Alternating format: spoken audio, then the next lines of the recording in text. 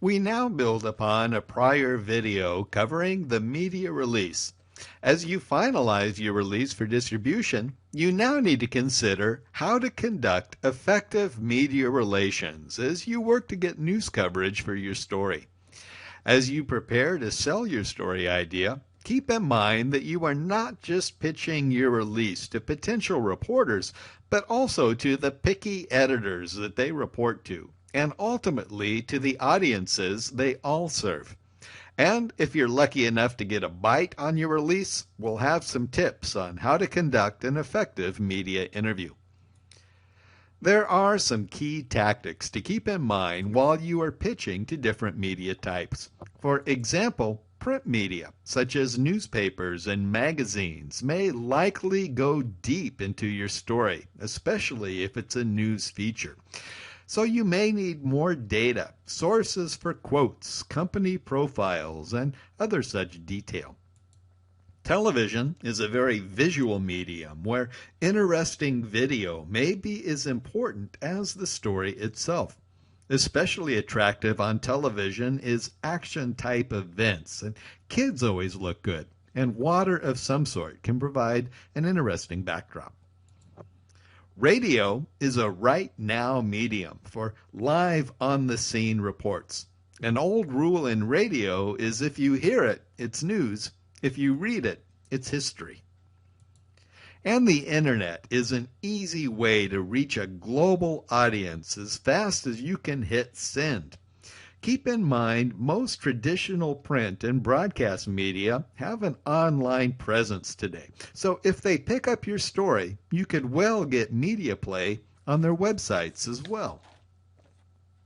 All the appeals that work for attracting attention in the marketplace may also apply to gaining attention for your news story.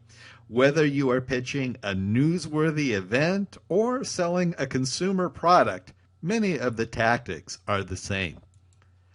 And recall the sorts of story angles you should consider while preparing your media release. Those same angles, phrased succinctly, can help fortify your media pitch on the telephone or in an email. And after all your efforts preparing and pitching your release, if you are lucky enough to land an interview, there are some important items you should keep in mind. First, understand that the reporter's job is not to promote your product or service or to even make you look good. The reporter's job is to find a news angle that will be interesting to an editor and an audience. Often a reporter may score more points and better placement by finding something bad to report about you rather than the good news you're hoping for.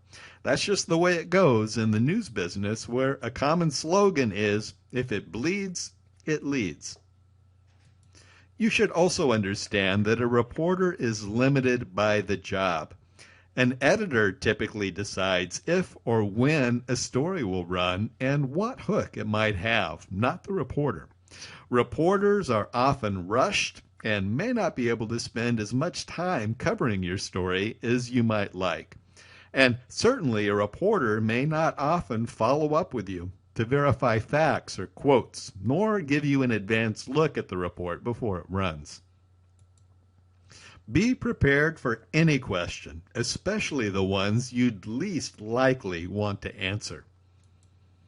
Keep in mind that mistakes and misquotes do often occur, and unless it is central to your message, don't worry about it too much. As they say, don't argue with anyone who buys their ink by the barrel. And don't expect too much from any one report, even if it's on a network newscast or national publication. Best results are achieved over the long haul, not any one news event. If you are put on the spot and not quite sure how to answer a question during an interview, keep in mind the Dan Rather rule, named after a longtime CBS News anchor. And he says there are only 3 responses you should give to a reporter's question. 1, yes, I know the answer, and I'm glad to give it to you.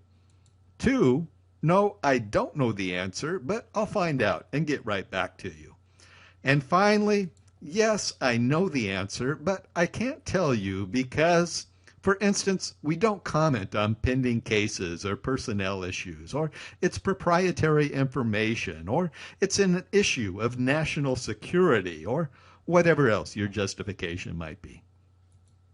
So here are some resources that offer some further help as you develop your media releases and media relations. You can find some in-depth articles written by communication professionals at the links posted here. They're all free. And you may also find your way to my course pages and the materials I provide my students through universities in California. For now, good luck with your media outreach efforts, and we'll see you next time.